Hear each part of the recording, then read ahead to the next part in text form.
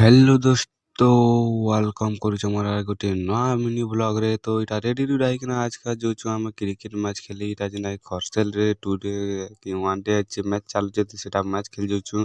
इटा हमारा team party भी देखो इटा छक्के चाली चाली पले आसु पले आसला परे इटा बाइक रे सब बाहरी पड़सु परे किछि टाइम गला परे पहुंची जसु फील्ड के पहुंची कर इटा देखो और आगे आसला लोक माने इटा पिला ना देख केनता फोटो फुटा काढ़ी होचन इटा बसी करी रेडी रुडा ही सारला पर इटा देखु पारथिब सब पर टच कर दिसन हमर कैप्टन। तो टच या कर सारला पर इटा हमर फील्डिंग आस्तिसी बोले इटा सब कथा वार्ता लागुदिसन गुटी लगे पर जैसन फील्डिंग करी जे करी इटा पर फील्डिंग करी करी देख फील्ड रे भितरे फील्डिंग कर सारला पर इटा रिटर्न पले आसत तापर जैसन हमर दुटा बैट्समैन से माने दी लोग के का जीता कर पले आसत।